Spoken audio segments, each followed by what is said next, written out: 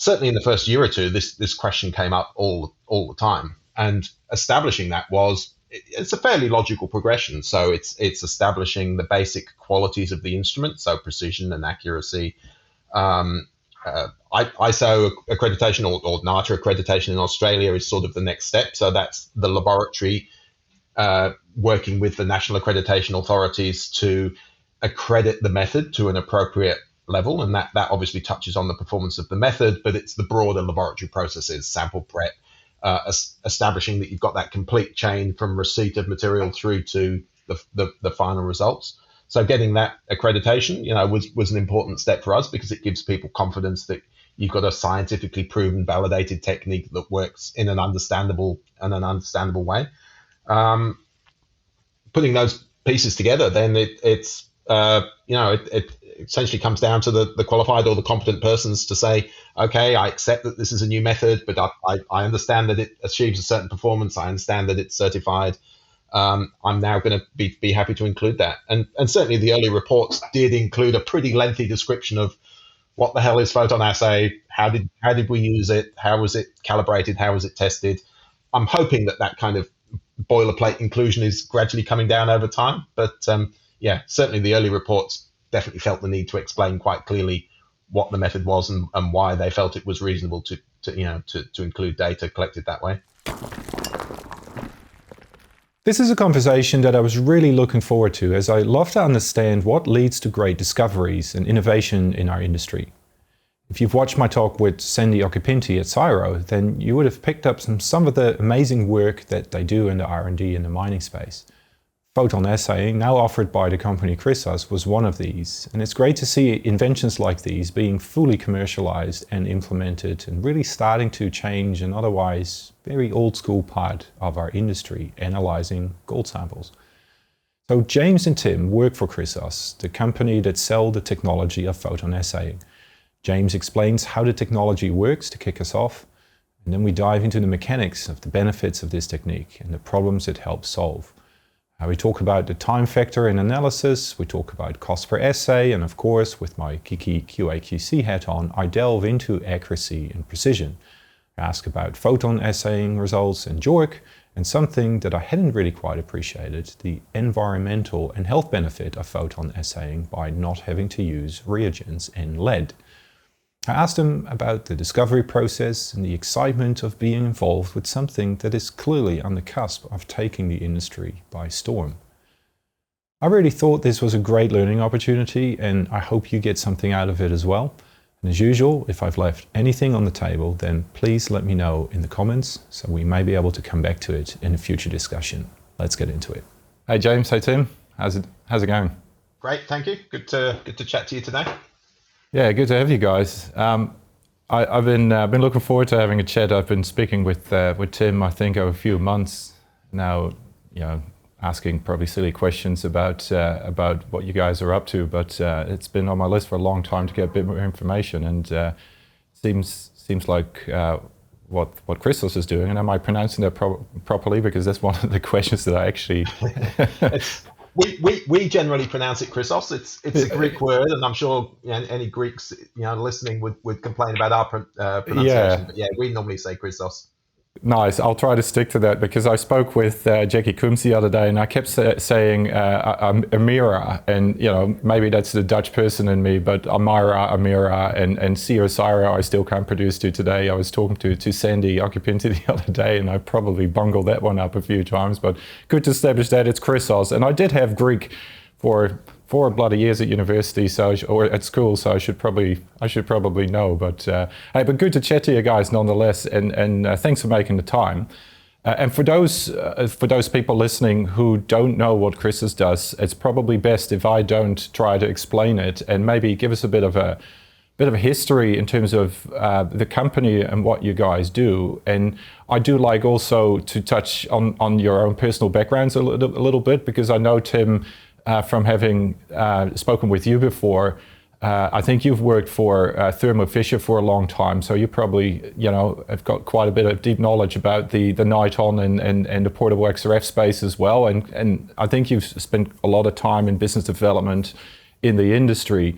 So interested as well in a little bit of personal background. So if you wanna steer off there, then by all means. And so maybe Tim, if you can go first, and we'll see where we land. Okay, thanks, René. Well, look, I'll give a little bit of background, personal background. I'll let James, who's had the longest history with the technology and with the formation of Chrysos, give you the overview of Chrysos and the technology. Sure. So yeah, you're right, René. I did work for a long time for Thermo Fisher Scientific.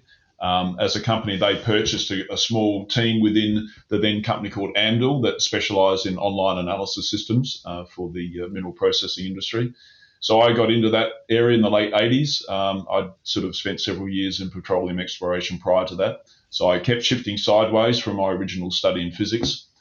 So I guess through the journey with Thermo Fisher, well, with Amdil initially and then with Thermo Fisher Scientific, I touched quite a range of different analytical technologies that could be applied to especially mineral processing operations. That included X-ray fluorescence, prompt gamma neutron activation analysis, gamma ray attenuation for density and level measurement, particle size measurement with ultrasonic attenuation, and a number of other technologies. In that period of time, and more to the end of that phase, James and I crossed paths when James was at the CSIRO. He was a lead scientist in the research program that was developing all sorts of interesting technologies, and we, as Thermo Fisher Scientific at the time, pretty much had an interest in just about all of them. So James and I guess, have been in contact since, well, for at least a decade or more. I remember attending a seminar in Sydney where James was extolling the then virtues of this emerging technique around what's called gamma activation analysis, which we now call PhotonAssay. So yeah, it's been an interesting journey. Having not been a trained metallurgist or geologist, etc., it's been a lot of fun learning from experienced professionals in the industry and learning how best to apply these different technologies. So that's a little bit about sort of my background and in terms of analytical technologies in the mining space. Yeah, so we've clearly been involved with innovation and technology, so that's obviously dear to your heart. And I've got a bunch of questions there because we've been talking on this channel quite a bit about innovation and new ways of doing things and better ways of doing things, and that's definitely one of the reasons we're chatting here today, because this is real innovation happening, and have some questions about how can we be more innovative, and I was talking to Sandy about this actually, James, the other day, what their role is and how that overlaps and how these kind of companies spin out. So anyway, I won't get ahead of myself, but pass the mic over to James. So you've worked at CSIRO, and what's your involvement? How's that sort of transitioned, and what's your background? Yeah, sure. So, I mean, like Tim, I started life as a physicist, although I probably stayed sort of much more in the physics space for most of my career. I grew up and studied in the UK, married an Australian and ended up in Australia, as often seems to happen. Joined the CSIRO, this would have been late 90s, and I was there for best part of 20 years. Oh, wow. I was a research scientist. Our brief was really to develop new technologies for mostly the mining industry. We did a little bit of work in sort of security and cargo screening applications as well.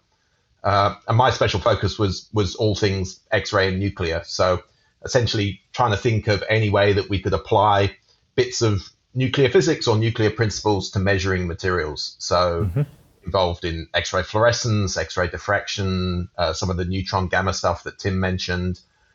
A focus for us always, though, was gold. There really weren't any good ways of measuring gold short of kind of the very traditional chemical methods that have been around for a long time.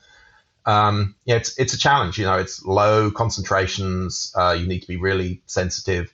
So we started with this idea of gamma activation.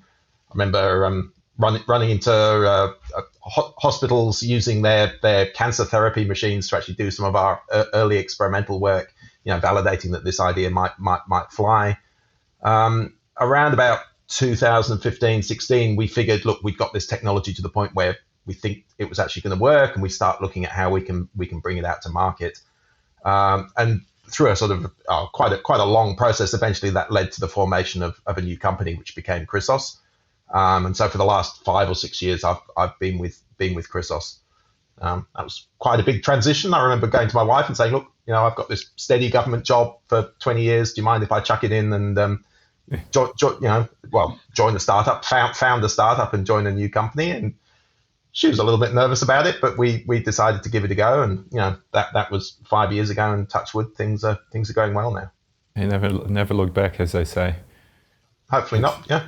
Yeah, it's something different, all right. I mean, it's exciting, and maybe for the people who don't really know, the product that we're talking about here, and I'm sure there won't be too many, because, like you said, it's been a number of years since this has been in development and out in the public domain, and a lot of my colleagues are starting to use the technology more and have questions around QA and QC, and I'll come back to that later. But can you just give us the 30-second sort of technical pitch of what's happening here from a measurement perspective, and why it differs, and why it could be either better, or what the sort of quality aspects of that are, whether it's gold or something else, but focusing on gold particularly? Sure. So it's an X-ray based analysis technology. I guess probably your audience will be very familiar with XRF or portable XRF units, the little handheld guns. So PhotonAssay, although it's X-rays, it's a very different principle. So we use much higher, more than 100 times higher energy X-rays. They don't interact with the electrons. They actually cause nuclear changes in gold atoms directly. So you blast the samples for about 15 seconds with this high power X-ray beam.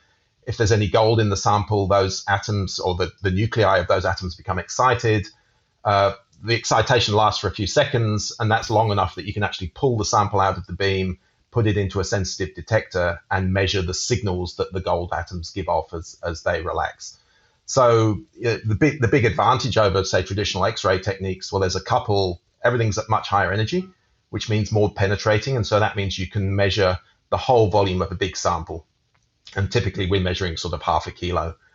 And then because you're actually separating the excitation and the measurement processes, your sensitivity is much higher. So we can get down to kind of low ppb type detection limits, which if you were looking at, say, XRF, would just be impossible. So that combination of being able to pretty quickly, in a minute or two, measure a big 0.5 kilo sample and do it with great sensitivity is really what makes PhotonAssay a goer as a technology for gold. You mentioned, we can do other commodities, so silver and copper we're doing commercially as well, potentially extensible to other metals as well, but gold is absolutely our prime focus at the moment, with the silver and copper developments following along. I think other things, probably a little bit more down the track. Yeah, thanks. And maybe, Tim can jump in here, or from a business perspective to both, business development perspective to both of you. I mean, it sounds like these things are kind of selling themselves almost, right? Mm-hmm. And I've had a discussion the other day with Todd Houlihan on portable XRFs and where that space is developing. And, fit for purpose, and you can take these tools into the field, and that's obviously a major benefit. I don't see us trucking one of these machines into the field any day soon, but because of the amount of energy required and so on. But if you have to, we still work in a fairly conservative industry where, adopting new technologies is slow at the best of times. And then we have this whole sort of JORC veneer of insecurity around what's allowed by the JORC police and what's not allowed by the JORC police. That's always, something that we need to somehow prove, on the whiteboard before you can pass those gates. What, if you compare to the classical analytical techniques and fire assay, or do you roll that argument out? What's the main argument if you go on the road from a business development perspective? I mean, you don't want to throw too much jargon out. At the end of the day, it's turnaround time and cost, right? And the quality is a key thing. And I'm going to come back to that, because you guys know that I like talking about quality of sampling, and it's a bit of a quest of mine to try and quantify that wonderful word quality a little bit. So I will come back to that one. But if you have those three elements in your mix of why is this product good, how do you balance these things out? And is it like the easiest argument, just look at this, it works, you need to get this? Or where do you feel the pressure from clients from a non-understanding, or what's the difficulty selling this, if I jump straight into it? Yeah, did you want to touch on perhaps the commercial aspects first, Tim, and then we can come to maybe some of the more technical aspects as well? Sure. Yeah, sure, no problem. Well, René, you certainly touched on a number of points there. Sorry to sort of lump it all together straight away. I was planning a more subtle approach, but I dove straight into it. So sorry about that. No problem at all. Look, perhaps we could start by maybe just separate. If we, again, as James was suggesting, if we just sort of stay focused around the gold industry, I suppose our customers, in a simple sense, sort of cleave into two groups. On the one hand, we have the commercial laboratory companies that obviously providing those sorts of analytical services to their mining customers in different, key regional, different minerals markets around the world. And then by the same token, we have the mining companies themselves with on-site laboratories.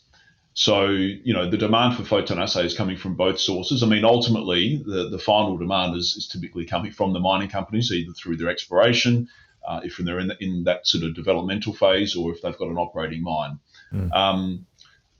It's probably fair to say that amongst the commercial laboratory companies, the demand has significantly increased in the last couple of years. There's obviously any number of advantages of using a PhotonAssay machine in a centralized laboratory compared to the quite manually intensive fire assay process.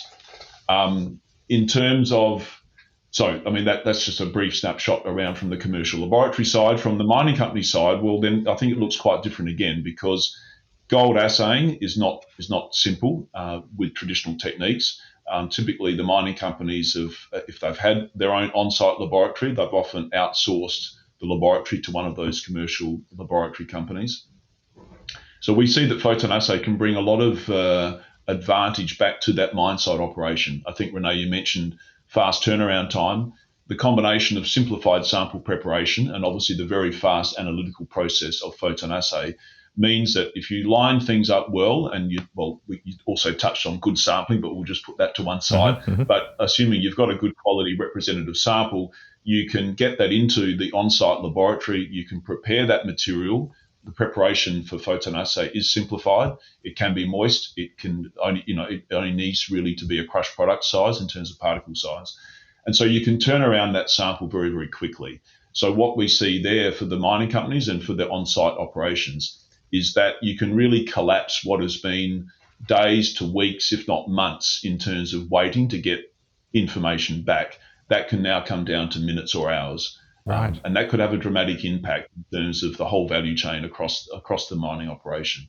So we've got some of those operations now up and going, those initial wave of on-site installations up and going at a few key mining sites. And, we're trying to work quite closely with those customers to once they're past the initial settling in phase of using the technology as a replacement for what they've been used to, is then looking for opportunities to really use that fast turnaround in particular.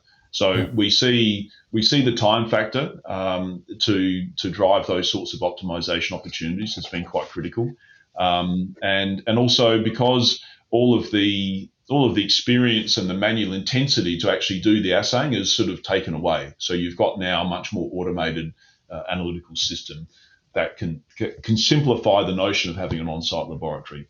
So perhaps I'll just pause there, René. Those are good points, and that raises a number of questions on my side. I'm probably going to dance around a few times in and out of various components, as they probably all interweave. But as you're talking about time, so time is obviously going to be a cost saver, which is not always easy to express. There is immense value in the timing aspect, particularly in a grade control environment on a big mine. But does that still need to be balanced against a higher per unit cost, purely straight down to the cost of the instrument?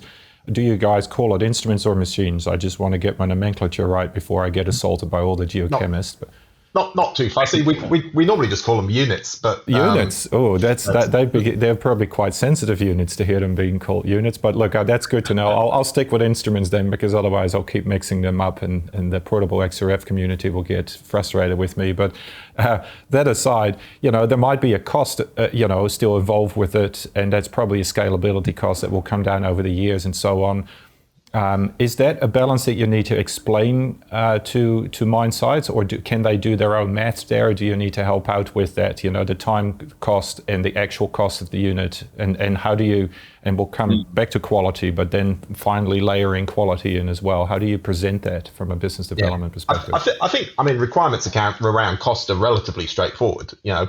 Right. Cost is an important driver for every customer. You Yeah. can come in with the best technology in the world, and if you say, well, look, it's going to cost you twice as much, you're probably, I sense, not going to get that many takers. Well, if it's 4 times as fast, that was kind of my argument, right? Because particularly around grade control, a lot of mines see value being destroyed by the time they have to wait for results, right? And there's always this chaos in this 24-hour cycle, and there might be immense value that is difficult to express in numbers to throw in the equation. Sorry, just for clarity. These are great questions, and these are conversations that we're sort of in the thick of at the moment. If we look at how the technology adoption kind of ramped up and probably how that technology adoption is changing. In the first couple of years of the company, it was very much around showing that we could produce data of equivalent quality to existing methods like PhotonAssay. And nearly all of the validation work that we were doing, nearly all of the kind of conversations with the industry were, what the hell are you guys doing? Convince me that it actually works. Do comparative studies. Show that you can get data that we can believe. We're now just, I think, getting into those sort of almost more interesting conversations around, okay, we accept that this works, but you can do measurements on, big samples, which simplifies sample prep and sampling. As Tim has touched on, you don't need to pulverize, you don't need to dry the materials. So you can start to think about getting samples in the lab door and very quickly getting results back. And then how do you then plug that into kind of business operations?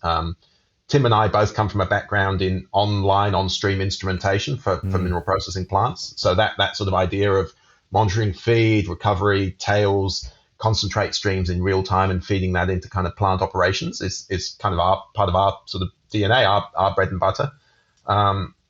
In the mining space, how could real-time or near real-time information be actually used to shape or control or manage your mining operations more efficiently?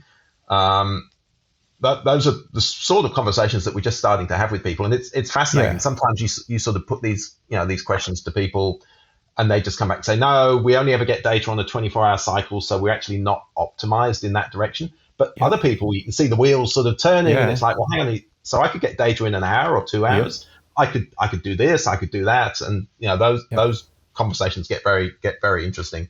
Well, that's exactly where I was going, because that's, the work that I do as well. And then there is a tremendous value of having information at your fingertips. And that was a game-changing moment when I first bought my first portable XRF, because I was working on a base metal project and there was no 6-week sampling preparation lab turnaround, and I was drilling the next day. Right, yes. And that is a game changer, because in 6 weeks, the market might have changed, and things go up and down, and boards change their minds, and priorities change, and all the goalposts.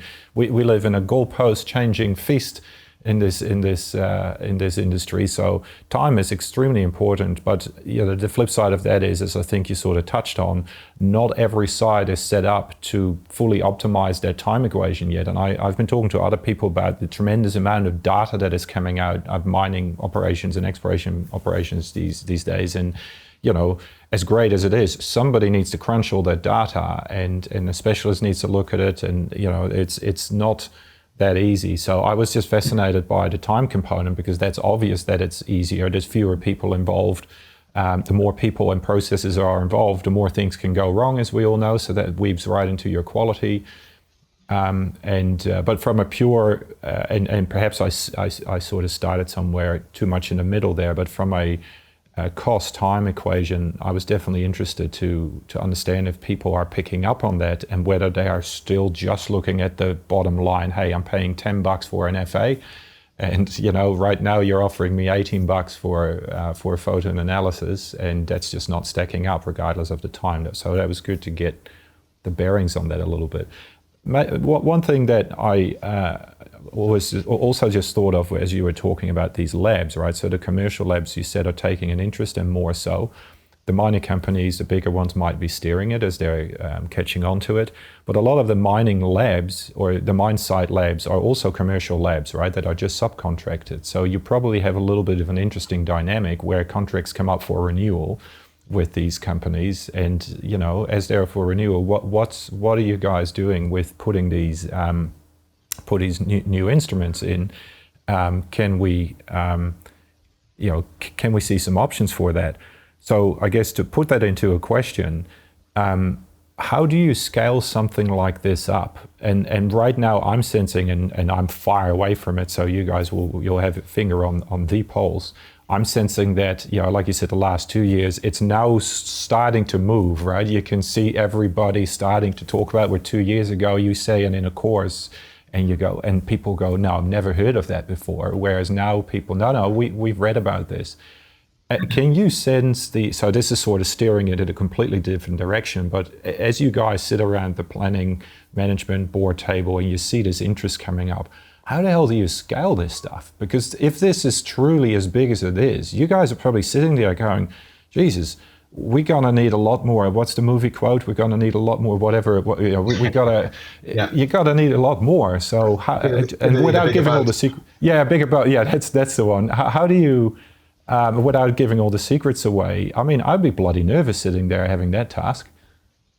Oh, look, it's a great question. It's a fascinating thing to be kind of going through. I mean, we built our first unit in the first year. Second year, I think we had another 1 or 2 units go out.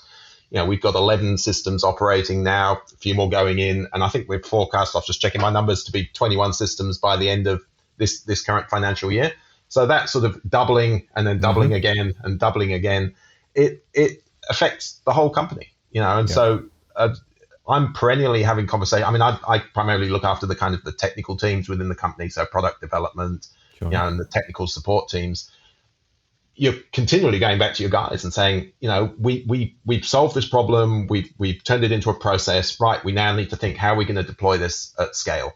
How are you going to train new people to do it? How do you take something that last year took the sole expert in that domain to do? Now we need to make sure that a bunch of people can do it, and that touches on manufacture, it touches on shipping and deployment, it touches on support, it touches on the quality control teams. Speaking as a scientist who was kind of used to working at a fairly kind of steady, things truckle along in a nice kind of way, it's actually really exciting. You're continually looking at how you hire, how you train, how you build the processes that let you kind of support these equipment rollouts. Touch wood, we're sort of keeping up at the moment, but keep going.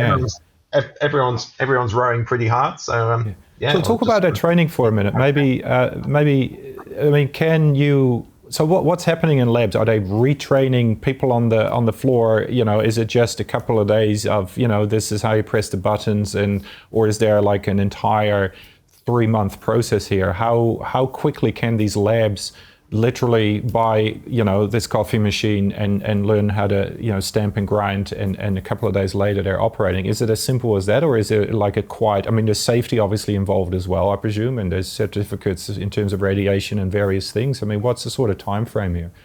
Yeah, look, I mean, I could probably talk to the actual kind of operation of the equipment. Tim's team is specifically in the area of how does the equipment get integrated into lab operations. So I'll let him talk to that.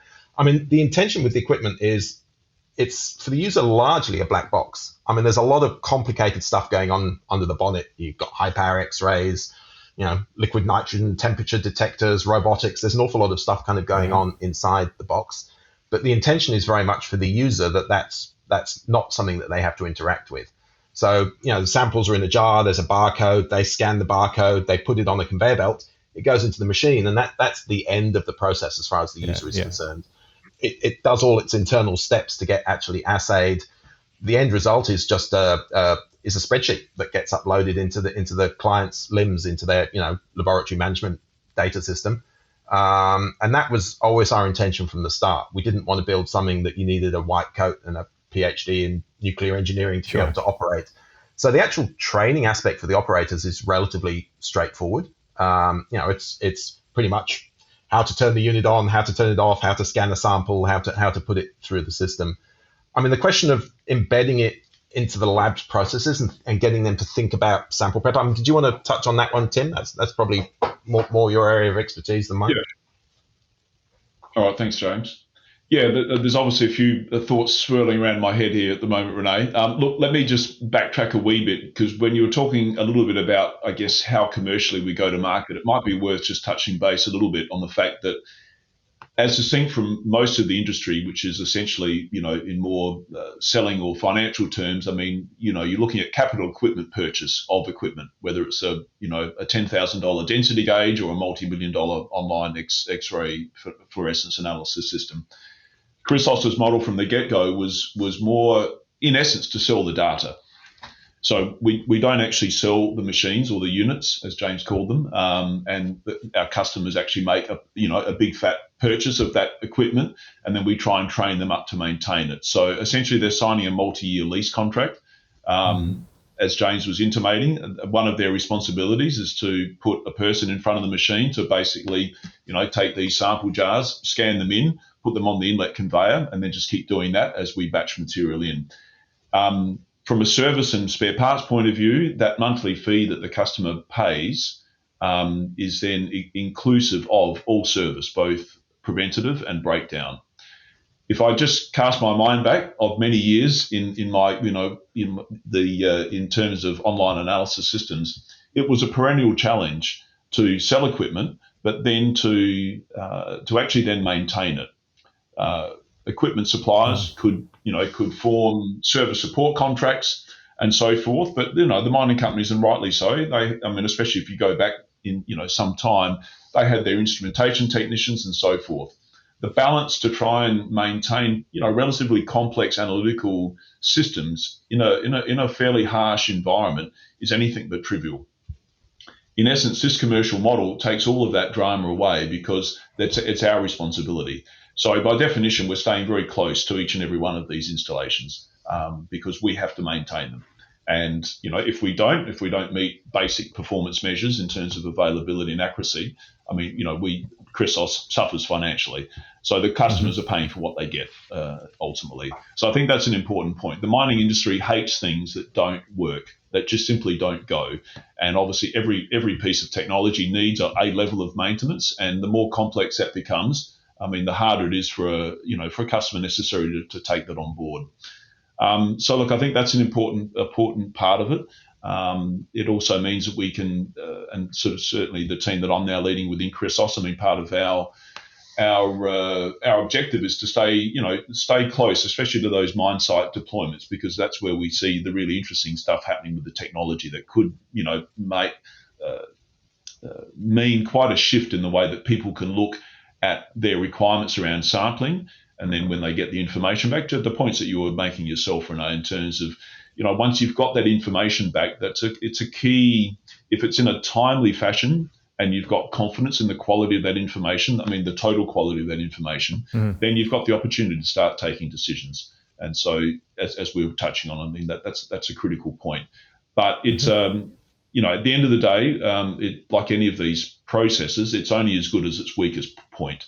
So from the initial sampling point, the quality of that sample, which you were touching on in terms of sample representativity, getting it into the lab, prepping it, analysing it, getting that information back, and keeping all of that tight, and then getting the information back into the hands of the people that really can take advantage of it.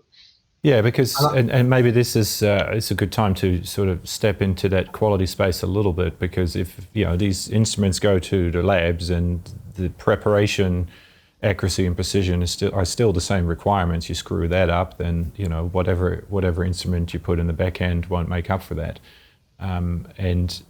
Maybe you held up a unit just before, and I'll maybe kick off with a couple of things from sampling perspective. Got a couple of benefits here that are clear. You said the sample can be moist. It doesn't have to be pulverized to 75 microns. It can be larger. You're not dealing with the classic 30 or 50 gram fire assay, and there's obviously a massive benefit in the weights of these. So we're talking about 300 grams. Is that about right? Can we just quantify that for the viewers? We're talking almost 10 times. It's a little bit on the material, but we typically 400 to 500 grams if it's crushed rock. If you're looking at something like a carbon, yeah. If you're looking at say a carbon material, it'd be a lot lighter because obviously lower density. If it's maybe a copper con or something, it'll be a bit heavier. But 400 to 500 is pretty typical for routine crushed rock or coming through. So if I just apply good old Piaget's favorite sampling formula for the fundamental variance to that, then the mass sits on the bottom of the divider. You have a mass that is obviously more than 10 times larger than your fire assay. So your variability really comes down tremendously, or that's the idea.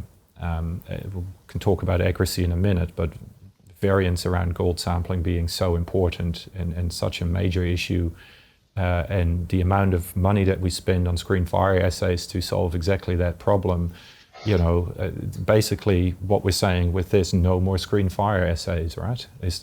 Would that be too bold a statement for me to make? Or? Pretty much. If I was really confident, I'd say no more fire assay full stop, but we've maybe got a little bit of a way to get. Let's go there. I mean, it is what it is. I mean, to be honest, I mean, I'm probably sitting here with a bit of enthusiasm, but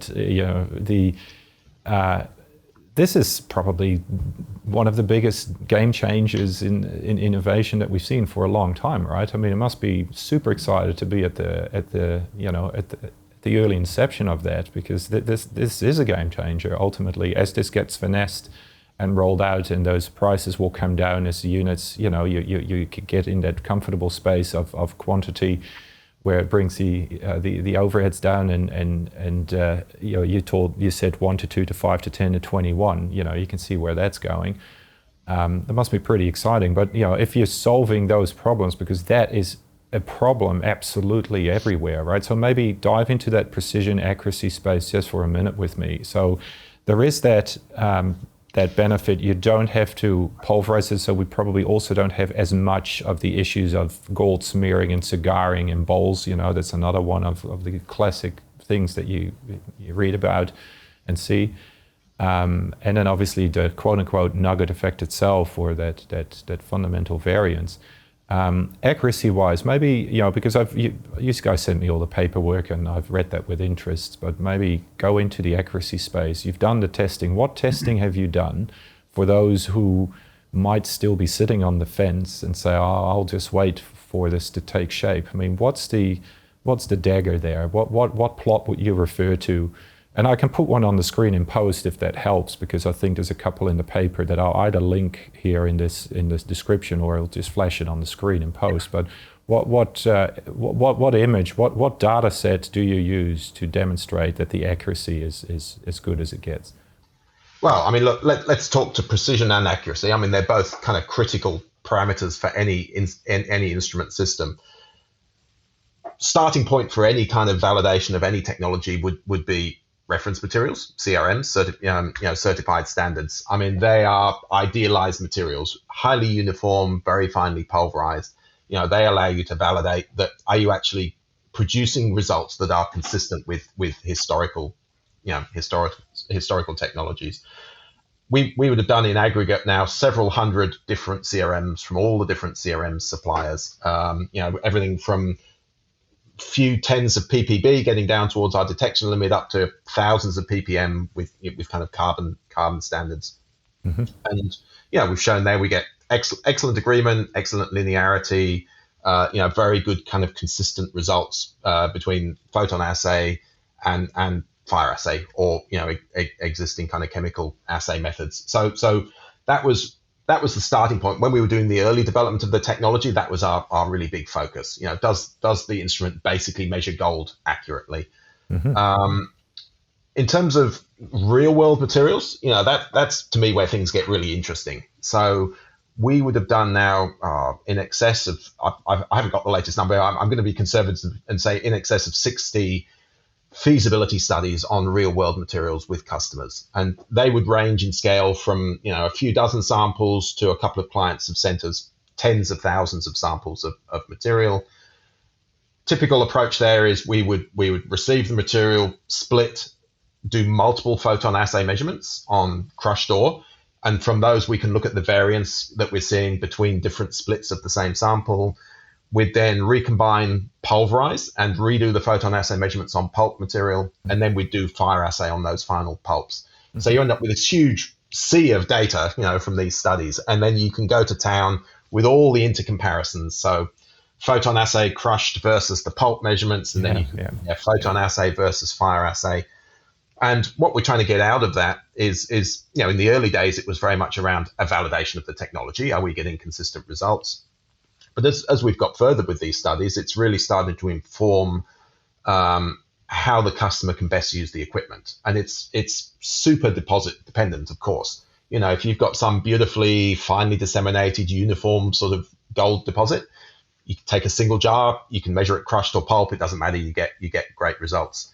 If you've got some really coarse deposit, and we've been doing some very interesting studies with a couple of big customers where the gold is super coarse, you actually get into the space of looking at measuring and combining multiple jars. So it may be that you actually need to measure, even if you pulverize the stuff, you would still need to measure a whole 3 or 5 kilos in its entirety, because that might only contain 1 or 2 gold nuggets, and that might be all of the gold in the sample.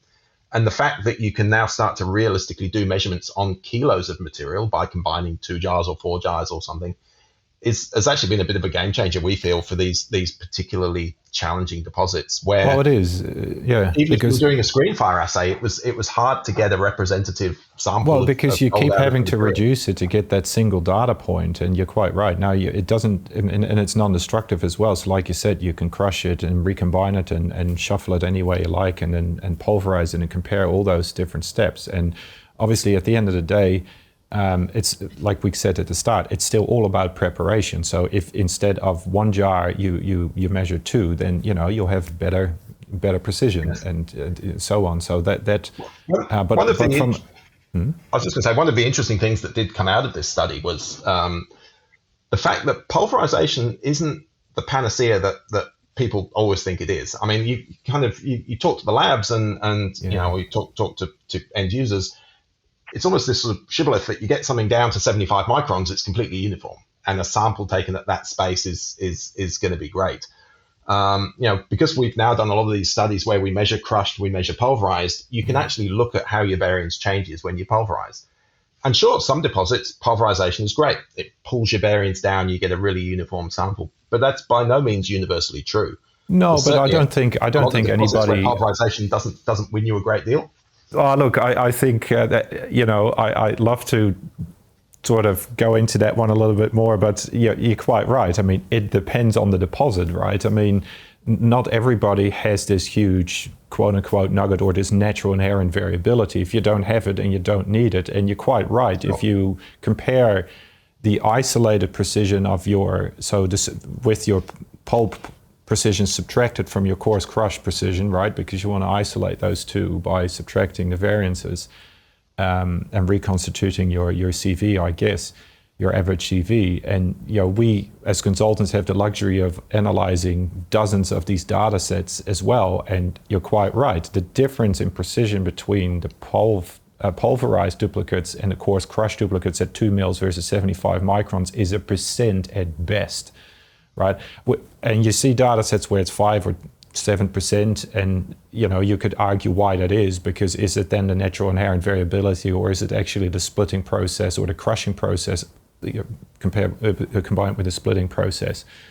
So it is interesting to see you guys seeing the same kind of thing, because that sort of invalidates the entire scaremongering story about the sample nomogram and the 10% safety line, that is also just pulled out of thin air. So that's an interesting data point that I'm storing in my head, that observation, and I'm sort of, we see the same thing, but the point is that you make, you could test this over and over again because it's non-destructive. Yes. And from your perspective, if it doesn't matter, because the atom is going to get destroyed whether it's in 75 micron material or in 2 mil material, then that saves you more preparation time as well, if you can demonstrate there is no difference in accuracy in there. So interesting. That's look. I looked at, and if you have more data since the last time we spoke, I'd love to look at it, because that's I think, and maybe I'll weave that into a question. I mean, do you get? I know some of my friends and colleagues. I've got a friend currently is auditing a lab where they have one of these in operation, and we're discussing a number of questions. I spoke with Jeff Lyman a few weeks ago. I'm not sure if you're familiar with Jeff's work, but he said he had been working on so this is right up his alley. As a physicist himself, he would be all over this, I'm sure. When it comes to the marketing of this, and this is maybe where Tim comes in as well, because that's how we originally connected, obviously. How many consultants, or, I'm using that word in a little bit of those damn consultants, but do you feel you have to convince people technically, or do you sense that sort of JORC policeism argument? And that's perhaps a question for both of you, but I was a little bit, I was looking for the data, right? Are people asking for the data, or are they looking to be convinced? And what's the feedback that you're getting from the service providers, not necessarily the mining companies, but from the consultants out there and the people who live in the JORC space? Is there anything there that you can share? Yeah, sure. Did you want to comment first, Tim, or I can offer some thoughts? Yeah, you offer some thoughts, and I'll add a few what's running through my head. Sure. Another pretty broad question. Yeah, there, sorry, I tend to throw a lot of stuff out there, and as I start talking, I realize all these things, and I must apologize for that. But no, it's all good. It's all good. Off you go, James. Yeah, look, I think the industry and that, using that term broadly to mean labs, consultants, end users, are naturally skeptical about any new technology that comes along, and look, I'm not a geologist, I'm a physicist, but I kind of sense this particularly in the gold space. There's something about gold as a commodity that kind of attracts, probably for centuries has attracted charlatans and dreamers and hopers, and there's something about the allure of gold that just doesn't seem to apply to any other commodity. They kind of haul us over the coals on this, and quite rightly. They want to see the details of the QC. They want to check exactly how precisely you're tracking on CRMs. Mm-hmm. If you do see differences in grade on certain materials between PhotonAssay and FireAssay, they kind of want to understand where they're coming from. Mm-hmm. And then some materials we do. We're a first principles technique that effectively measures gold atoms. If you've got a highly refractory ore where the FireAssay recovery is going to be impeded, you're going to see a positive difference between the techniques.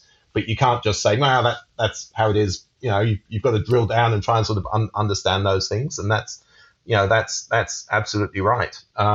Sorry, can I just pause you there, because you said something interesting there, and I did want to jump onto that, and before I forget. So obviously, you could have some, because the checking is a difficult thing. What do you check something with? And the conversation that I'm having with one of these colleagues is an umpire lab, and and they seem to be fairly focused on having that umpire being another photon assaying data point, or however you would describe it. But I don't necessarily see the validity of that. You're just with these umpire comparisons, I'm always wondering, what are people really trying to get out of that? What are they expecting from those data? Are they really think they're going to be the same? And how different is not enough different or too different? What are the expectations around that? And what you just identified, different materials. And if you launch a completely different analytical technique on them, under certain conditions, you're going to get different results, right? And that you've got to be able to clearly articulate that. Sorry to drag it there briefly, but no, that's okay. And look, it's a good point. If you go to a lot of the CRM manufacturers, they will actually list certified gold grades via different techniques. Correct. There'll be a fire assay measurement. Yep. There'll be a 4-acid digest method. There'll be a leach measurement. Some of the manufacturers are now starting to include sort of photon assay measurements. I saw that on LinkedIn just a couple of days ago. Into that mix as well. I think when we started this process, we, like everybody else, kind of benchmarked back to fire assay, because you talk to people and fire assay is, no pun intended, the gold standard for gold. It's deemed to be the technique that recovers the most gold possible. Mm-hmm. And as I've touched on, we see excellent correlation between photon assay and fire assay, but there's definitely some materials where we see statistically significant differences at the level of a few percent. Yeah. So you start to drill down into what are those materials? What are the origins of them? Do they have known refractory properties? Do they have known chemistry that might impede the fire assay recovery? This is work that we're absolutely in the thick of at the moment. One of the things that we're looking at here is actually bringing in some manufactured first principle materials. So you actually start with materials that have been made by adding pure gold to a known barren material. And then you start to not be comparing techniques to one another, but you're actually comparing techniques to the absolutely known true gold content. This is sort of an interesting new area in itself. Essentially establishing an argument of not trying to get your method to agree with other methods, but to compare all of those methods against some unambiguous known truth, because you've made this material from the ground up. Well, that's interesting, because sort of watch this space, because it's work in progress, but it's interesting. It's an interesting area. Yeah, look, that's good to hear, actually, because that's one of the things. I mean, for years now, people have been arguing whether the Rock Labs CRMs are good or bad, because their amount of gold particles added to a certain amount of material, and you know exactly how it is, but you're not matrix matching your material that you're putting through the lab or the mill. So, people don't like using them for that reason. But in this case, it would be the ideal standard. And you guys would have the library on how all of these standards compare at some points, which I don't know if you know Nigel Brand's paper from 2015 or something, where he compares the various CRM producers. Oh, this is where he's looking at the variance in particular between different labs. Yeah, no, familiar with that one. Yeah, and I found it was a really interesting article, because we recommend these CRMs, and you get a feeling for which one could be better, or is there a real difference? So I'd love to actually look at the big data set you spoke about at some point. I'd love that to be publicly available, and put some of those manufacturers to the test a little bit, because that adds a whole layer of information to that. Because how many times don't we sit around the table arguing about one standard or another not performing, and just anyway, I didn't want to go down that track too much, but that's very interesting that you guys are working on that. Sorry, I can't remember where we dragged it into. Tim, save us. No, I think we were just talking about sort of precision and accuracy as a whole. And then yes, go on. Yeah, it's just an area that we care an awful lot about. I mean, I started life as a particle physicist, smashing particles together at the German version of CERN. And the one thing you learn as a particle physicist is, when you're doing your PhD, you'll spend the first year measuring whatever the thing is that you're measuring, and you'll spend the next 2 years working out your error bars and your uncertainties. Understanding precision of measurement, understanding the factors that affect it is that's kind of always been part of my sort of bread and butter. And I probably obsess over it a little bit too much now. Sometimes the guys, I think, yawn when you get into the stats too much, but it's fundamental to deploying any technologies. You've got to understand what affects it, how well does it work, what are the sources of uncertainty, and if you're going to start asserting, on some materials that you think you're giving a different answer from accepted techniques, you need to be able to justify and explain why that is the case and why you think you're correct. And I have to put a shout out to Jeff, because this is the second person I talk to ever that talks about error bars in their data in my short time in this industry. And in two cases, they've been physicists. And when I asked Jeff how he got in this industry, he said, well, as a physicist, this is my bread and butter, dealing with imprecision and variance of data and the error on the measurements that we do. And I recognized nobody was doing it. So to hear you put that perspective on it puts a huge smile on my face, because it is not something that geologists tend to deal much with. And as much as most unis go through the stats courses, it's not something that we run through a lot. So it's one thing I find quite interesting, because if you're building, I don't know, a resource model, your measurements have got uncertainty, your sampling's got uncertainty, the Kriging models that you're using to interpolate. Don't even start. We'll be here for hours, because you're spot on. I mean, this is why every course that I run, I start every course with the sampling saying, look, variance is everything. Just remember that, and then something at the end will come out, and at least you understand it from its core component of variance. Variance of data means variance in your model, and so on. And now, at the moment, in terms of resource estimation, we're now even talking about the variance of, or the understanding of geological confidence, and trying somehow quantify that, because the variability in modeling is obviously one of the reasons why this industry is so intriguing, because we do all this fantastic work with quantitative data, and we have physicists talking about error bars, And at the end, the resource geologists will come in and they'll wave their magic wand and they'll call it SASAM indicated for whatever combination of factors that defy logic. I'd love to see a resource report that said, we've got 10 plus or minus 1 million ounces in this deposit or something. But yeah, we just talked about that the other day, and again, that talk will come out as well. So might cross-reference that, but you're not wrong. I mean, we define exploration targets as ranges, but inferred resources are arguably not very precise either. So look, we're probably drifting. We'll give Tim a chance to pick us back up again. But Tim, did you want to jump in on that? We are getting off topic. No, that's all good. Look, that's what this is for. I never prepare, and I just sit here asking dumb questions. So I really appreciate your thoughts. It's been it's exactly the kind of discussion I was hoping to have. So not at all. Tim, did you want to add anything to that, or do you want to pull us apart here? Or no, I'm listening in. Look, perhaps I'll just throw a different angle on all of this, René. I think if you just take a big step back in terms of the mining industry, perhaps I'll just throw a few hopefully interesting thoughts out there. I think most people that attend any level of technical conference around the world, the mining industry for any number of years has been facing a lot of challenges. Everyone talks a lot about where innovation and technology can help sort of solve those challenges.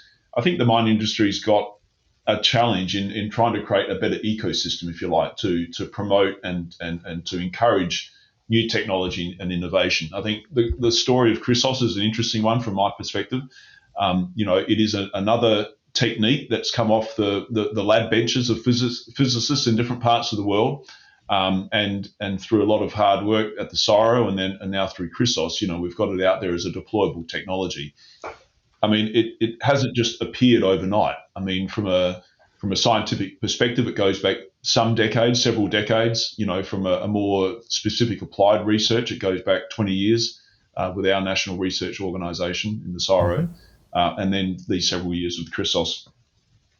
I think then, James touched upon, so, on the one hand, how does the mining industry more generally better encourage and foster and fertilize, new technology?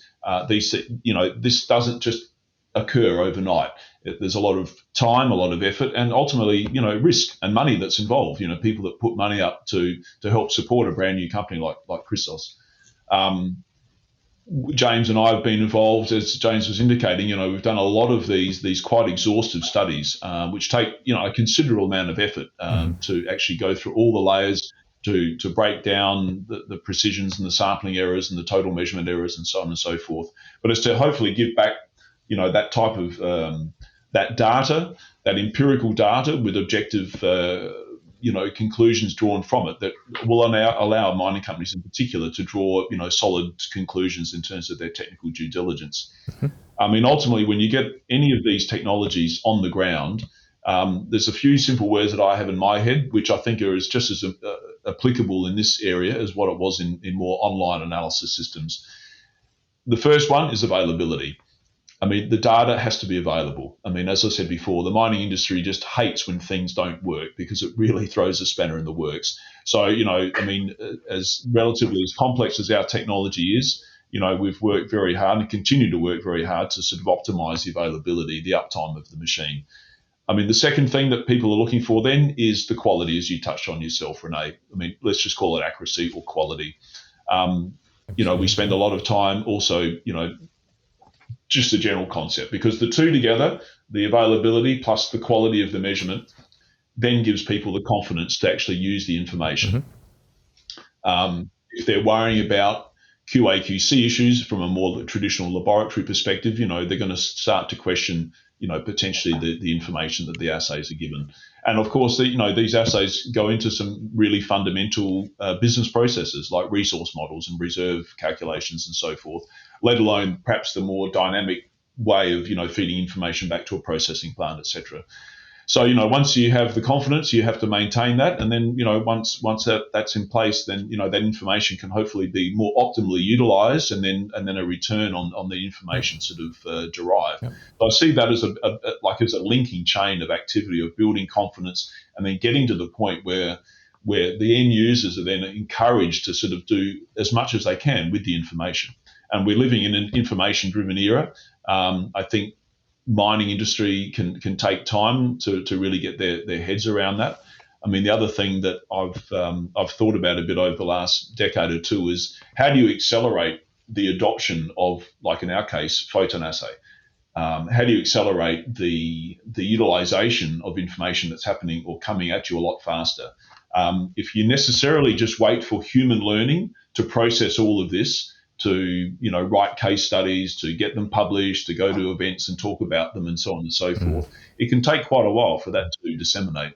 James touched upon some other technologies that the CSIRO were investigating that were, instead of just measuring, say, elemental concentration in processing plants, it was to measure mineral phase. But that's not or mineralogy. But that's not a measurement that the industry's ever had. So what do you do with it when you've got it, especially if it's an online instrument?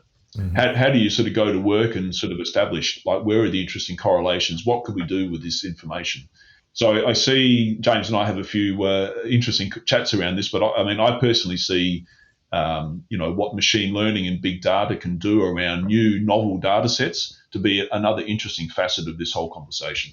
Yeah. Because when you've got, I think you yourself mentioned, Ray, if you've got the ability to start generating the information, then what do you do with it? What do geologists do with it? What do metallurgists do with it, and so forth? So I'll pause there, just a few more it definitely adds a few good layers to the discussion. Thanks, Tim. And I agree with everything you said. And dealing with the data is something that we also need to nail, because when it all comes our way, we've got to actually do something with it. So, and maybe I'll just touch on the question that I think a lot of viewers might have, and I'll just clear it out. And if I don't get this wrong from your perspective, just interrupt, but I'll just put a sort of a quick 30-second from a JORC perspective on here, because I did talk to Todd Houlihan, I don't know if you know Todd, but about the reluctance, obviously, of people to use the data generated by portable XRF instrument to report in announcements, and there are sort of rules around that, or not rules, guidelines, I should say. But that obviously is, and I'm using that as an example to demonstrate the caution that people have here. People still ring us up and say, "Oh, can I put some exploration data out for copper using a portable XRF?" And I'm not sure if you guys get these questions yourself. Coming through the back door, it's like, "Oh, actually, can I use the data and this is how it will be phrased for my JORC resource, right?" That's and what I would put out there is that as long as you can demonstrate the accuracy and the precision to a level that you're comfortable with as a competent person, you can use it.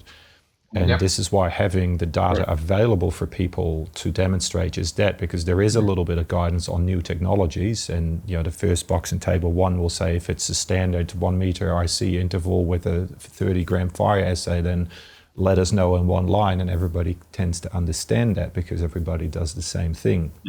If it's different, you will have to go into a little bit of extra detail. So I'd imagine that for the work that we do in signing off on these things where a PhotonAssay is involved, that you publish that little bit of the almost the standard excerpt that you would present on your website or in your paper, that people can copy and paste into table 1 to tick that box if I just phrase it like that.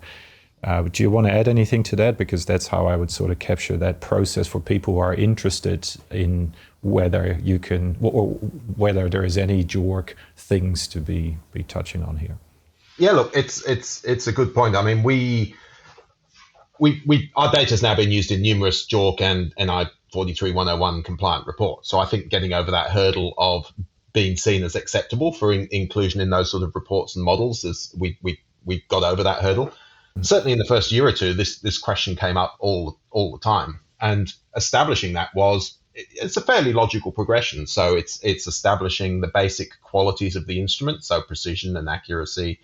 ISO accreditation or NATA accreditation in Australia is sort of the next step. So that's the laboratory working with the national accreditation authorities to accredit the method to an appropriate level. And that obviously touches on the performance of the method, but it's the broader laboratory processes, sample prep, establishing that you've got that complete chain from receipt of material through to the final results.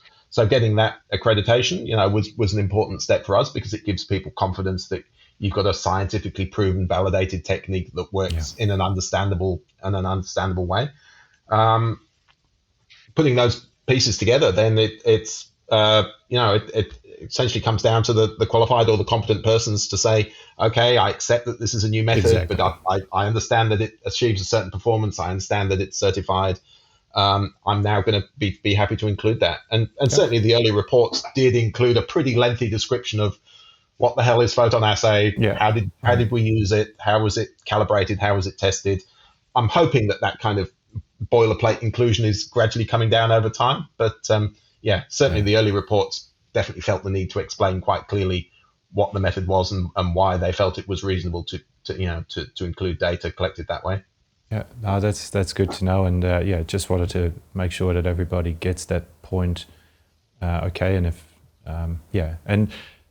maybe before I ask you what I've left on the table here for today in terms of asking questions, and I forgot to ask this earlier, but talking about a bit of the change that you particularly made, James, coming out of that sort of government job into this entrepreneurial world, and as an entrepreneur myself, I mean, excitement is what gets me up out of bed every day and do something different. So I can see the excitement in the way you talk about it as well. So it sounds like there was never any doubt. But when did you come home on that Friday afternoon and you realized you guys had something? I mean, there must, because you just, Tim, were describing the Chrysos process, right? And I talked to Sandy about that as well, how you sort of maintain that IP, how it's built, people building on other discoveries that others have made either within Chrysos or outside in different countries or jurisdictions. But there must be a point where you sit around that coffee table or you knock on the door and say, I think we've got something. And I mean, it's obviously a gradual process, but it would have been a moment where you guys thought, bam,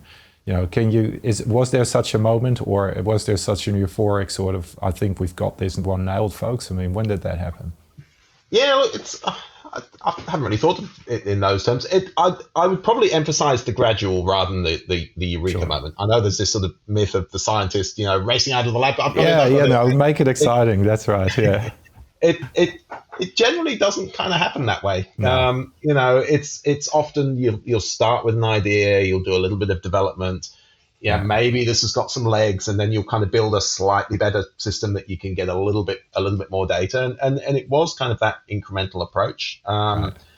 We worked together with a Canadian company for a few years. They were a company that made big X-ray sources, and so each summer we would head over to their lab and we'd build like a little prototype system. We'd run some tests, and I've done enough field trials now that I know that if you go for a 2-week field trial, the low point always comes midway through the second week when you're convinced that nothing's going to work and it's all a disaster. And then you'll scramble, and in the last day or two you'll get it all together and you'll get some useful results. And we actually had 4 summers of that, just gradually pushing forward. Yeah.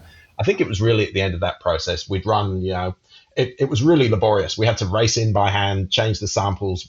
We could do like 5 samples an hour, and we'd run 300 samples in aggregate, which took us weeks and weeks and weeks. And at the end of that process, and you crunch all the data, and it's like, yeah, you know what, this works. Everything lines up. Compare the certified to the measured grades. I think that was the point when scientifically we knew it was going to work. Then the challenge was, how the hell do we turn this into a product? It was clear it's going to be millions of dollars of sort of research and development and investment time and capital to actually build this. Governments don't, or government research agencies really don't have that kind of money.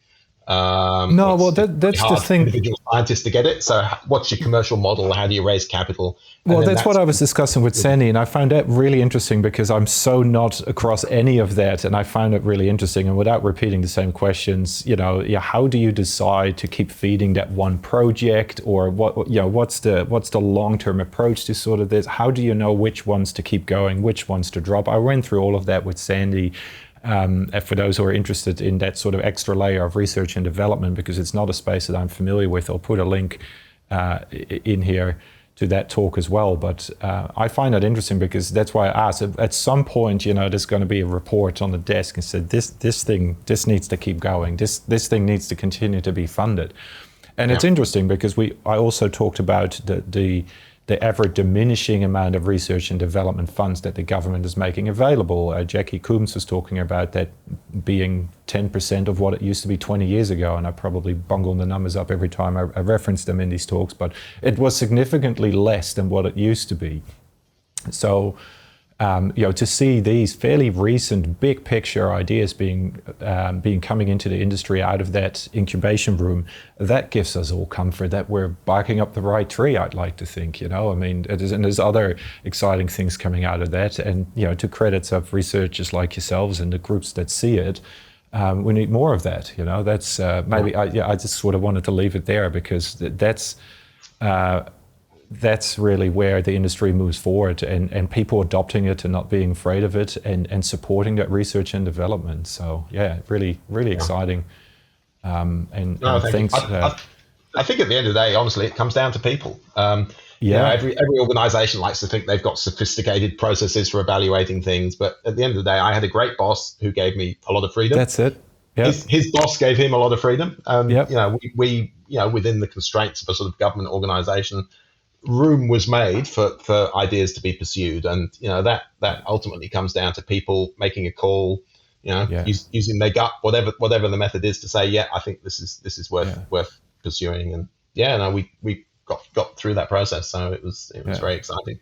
No, cool, and so cool to be involved with that for both of you. And did I miss anything that I didn't touch on that you wanted to just talk about, or? I think possibly the only thing that we didn't sort of mention on the way through is the importance of sort of environmental aspects of technologies. Sure.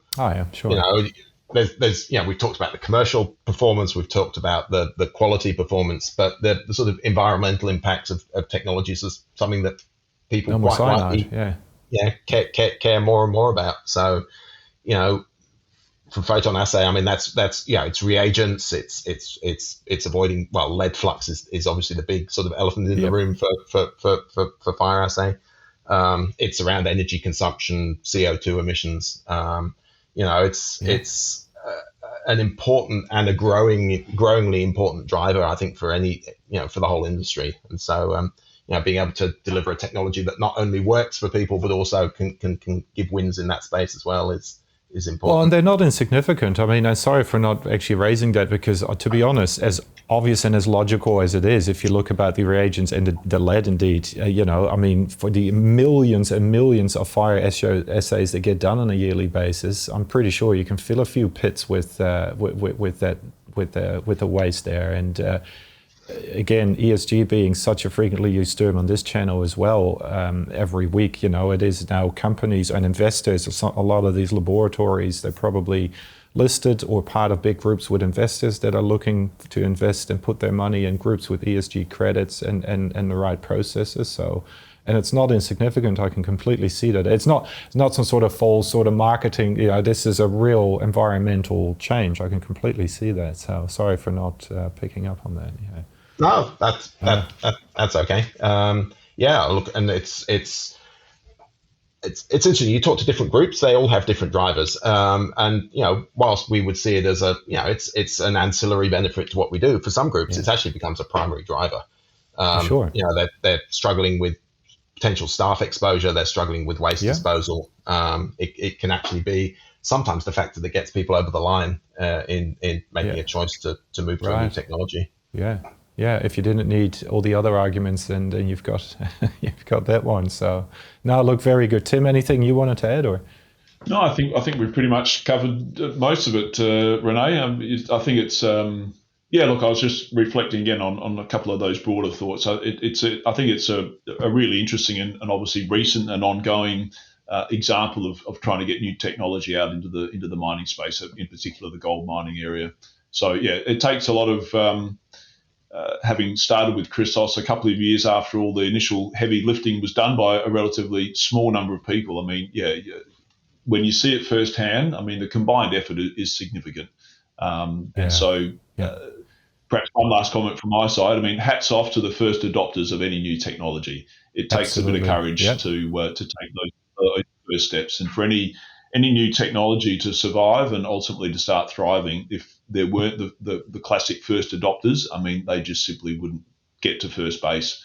So for all those people out there that are prepared to, not just be a fast follower, but actually to take the first step forward, technology companies and innovation process, fundamentally needs that. So.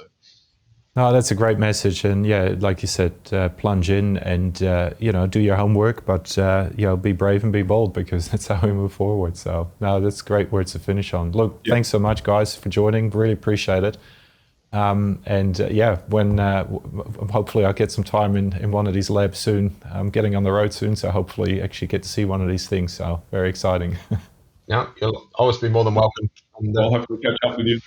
Good stuff. All right. Well, I'll look you up when I'm in town, but really appreciate making the time. Thanks so much, guys. Thank you.